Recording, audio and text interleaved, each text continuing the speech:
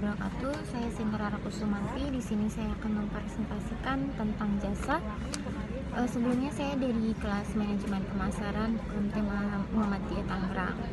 Yang pertama, pengertian jasa menurut Kotler mendefinisikan jasa sebagai setiap tindakan atau kegiatan yang dapat ditawarkan kepada pihak lain, pada dasarnya tidak berwujud dan tidak mengakibatkan kepemilikan apapun. Produksi jasa mungkin berkaitan dengan produk fisik atau tidak. Yang selanjutnya itu perkembangan bisnis jasa.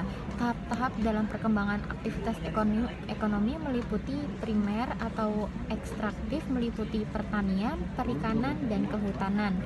Yang kedua, sekunder, proses barang meliputi pemanufakturan. Yang ketiga, tersier atau jasa domestik meliputi restoran dan hotel. Yang selanjutnya yaitu kuarter atau perdagangan meliputi transportasi. Dan selanjutnya kuliner atau perbaikan dan peningkatan kapasitas manusia, terdiri atas kesehatan, pendidikan, riset, reaksi, dan kesenian. Yang selanjutnya yaitu konsep jasa. Kategori bauran jasa yang pertama, barang tangible murni tanpa jasa atau layanan. Selanjutnya barang tangible yang disertai dengan jasa. Yang ketiga, hibrid atau barang dan jasa 50% kurang 50%. Selanjutnya jasa utama yaitu barang dan layanan. Yang terakhir yaitu jasa murni. Sifat-sifat jasa, karakteristiknya yang pertama intangibility, yang kedua inseparability, yang ketiga variability, dan yang terakhir perishability. Untuk intangibility yaitu tidak bisa disentuh, dilihat, dirasakan, didengar, atau dicium sebelum dibeli. Yang inseparability cenderung tidak bisa dicoba terlebih dahulu, yang berarti resiko pelanggan tinggi. Untuk yang selanjutnya variability yaitu pelanggan mengandalkan isyarat-isyarat untuk mengambil kesimpulan mengenai kualitas. Yang terakhir perishability yaitu pemasar harus mencoba untuk tangibilis the intangible. Untuk yang selanjutnya yaitu sifat-sifat jasa. Sifat-sifat jasa, untuk sifat-sifat jasa ini yang pertama jasa diproduksi dan dikonsumsi pada saat yang bersamaan atau air travel. Yang selanjutnya penyediaan jasa, dan kadang-kadang pelanggan yang lainnya menjadi bagian dari jasa atau restoran.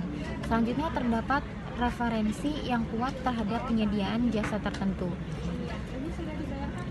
Selanjutnya penyediaan jasa berbeda-beda dalam hal atribut keterampilan, mood, dan lain-lain. Untuk yang selanjutnya itu pengendalian kualitas sangat penting. Yang pertama, pekerjaan orang yang tepat, standarkan layanan, amati keputusan pelanggan. Yang selanjutnya jasa tidak dapat disimpan atau dengan kata lain digudangkan. Yang selanjutnya klasifikasi jasa.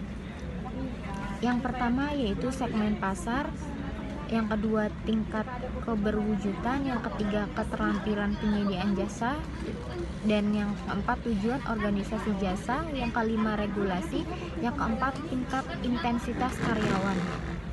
Untuk yang selanjutnya yaitu permasalahan usaha jasa.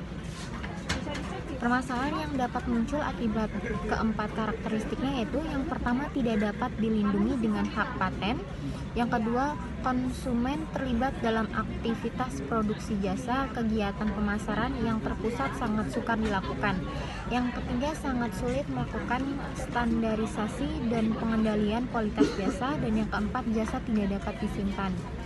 Yang terakhir yaitu faktor kunci sukses jasa. Yang pertama memperbarui jasa yang ditawarkan, yang kedua mengalokasikan sistem point of service, dan yang ketiga menyelenggarakan kontak pelayanan sebagai hambatan larinya konsumen, yang keempat menggunakan kekuatan informasi, dan yang kelima menentukan nilai strategi jasa pada konsumen. Demikian presentasi saya mengenai jasa, kurang lebihnya saya mohon maaf. Terima kasih. Wassalamualaikum warahmatullahi wabarakatuh.